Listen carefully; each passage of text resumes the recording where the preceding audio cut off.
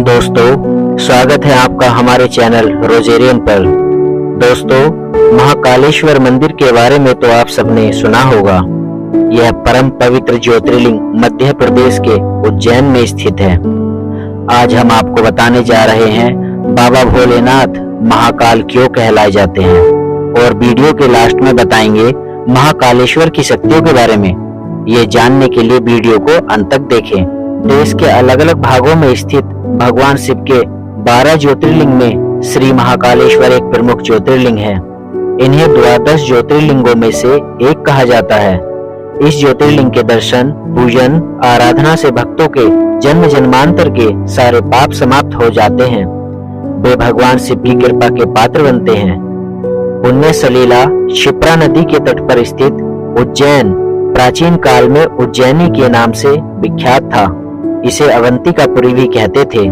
यह भारत की परम पवित्र सप्तपुरियों में से एक है। महाभारत, शिव पुराण और स्कंद पुराण में महाकाल ज्योतिर्लिंग की महिमा का पूरे विस्तार के साथ वर्णन किया गया है। महाकालेश्वर ज्योतिर्लिंग की कथा पुराणों में इस प्रकार वर्णित है।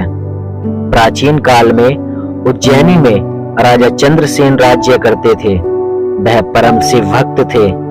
एक दिन श्रीकर नामक 5 वर्ष का एक गोप बालक अपनी माँ के साथ उधर से गुजर रहा था। राजा का शिव पूजन देखकर उसे बहुत विस्मय और कौतूहल हुआ। वह स्वयं उसी प्रकार की सामग्रियों से शिव पूजन करने के लिए लालायित हो उठा। सामग्री का साधन न जुट पाने पर लौटते समय उसने रास्ते से एक पत्थर का टुकड़ा उठा लिया। घर आकर उसी पत्थर को शिव रूप में स्थापित कर पुष्प, चंदन आदि से परम श्रद्धा पूर्वक उसकी पूजा करने लगा। माता भोजन करने के लिए बुलाने आई, किंतु वह पूजा छोड़कर उठने के लिए किसी भी प्रकार से तैयार नहीं हुआ।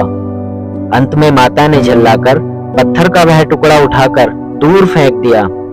इससे दुखी होकर वह बालक जोर जोर से भगवान शिव को पुकारता हुआ रोने लगा और अंत में रोते रोते बेहोश होकर वह वहीं गिर पड़ा। बालक की अपनी प्रति है भक्ति और प्रेम देखकर भोलेनाथ भगवान शिव अत्यंत प्रसन्न हुए। बालक ने जैसे ही होश में आकर अपने नेत्र खोले तो उसने देखा कि उसके सामने एक बहुत ही भव्य और अति विशाल स्वर्ण और रत्नों से बना हुआ मंदिर खड़ा है। उस मंदिर के अंदर एक बहुत ही प्रकाशपूर्ण, भास्वर, तेजस्वी ज्योतिर्लिंग खड़ा है। बच्चा प्रसन्नता और आनंद से विभोर होकर भगवान शिव की स्तुति करने लगा।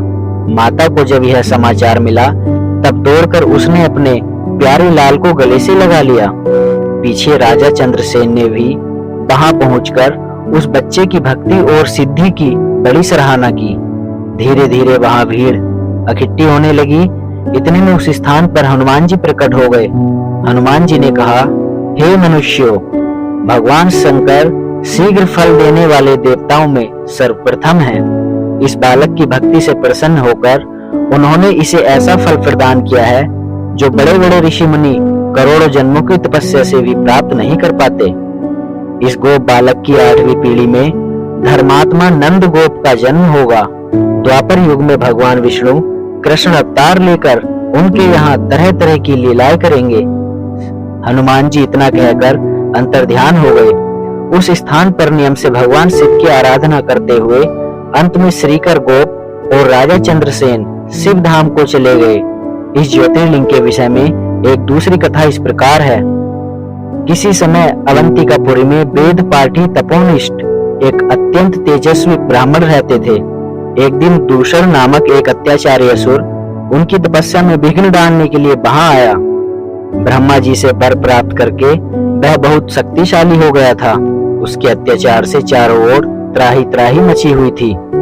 ब्राह्मण को कष्ट में पड़ा देखकर प्राणी मात्र का कल्याण करने वाले भगवान शंकर वहां प्रकट हुए। उन्होंने एक हुंकार मात्र से उस दारुण अत्याचारी दानव को वहीं जलाकर भस्म कर दिया। भगवान वहां हुंकार सहित प्रकट हुए, इसलिए उनका नाम महाकाल पड़ गया। इसलिए परम पवित्र ज्योतिर्लिंग को महाकाल के नाम से भी जाना जाता है। दोस्तों, महाकालेश्वर ज्योतिर्लिंग को अपार शक्तियों का केंद्र माना जाता है। इस स्थान का दौरा करने वाले श्रद्धालु भक्तों की मान्यता है कि यहाँ भगवान शिव की अपार शक्ति विराजमान होती है। यहाँ के पवित्र स्थानों में श्रद्धालु भक्तों को भगवान शिव की शक्ति और करुणा और क्षमा का अनुभव होता है। दोस्तों, क्या आप भी महाकाल के भक्त हो? कमेंट में महाकाल लिखकर हमें बताएं। दोस्तों, हमारी वीडियो आपको पसंद आई हो तो वीडियो को लाइक करें, शेयर करें और हमारे चैनल को सब्सक्राइब करें। मैं प्रभु से विनती करता हूं कि जो मेरे चैनल को सब्सक्राइब करे उसकी जिंदगी में हमेशा खुशियां भरी रहें। जय हो प्रभु।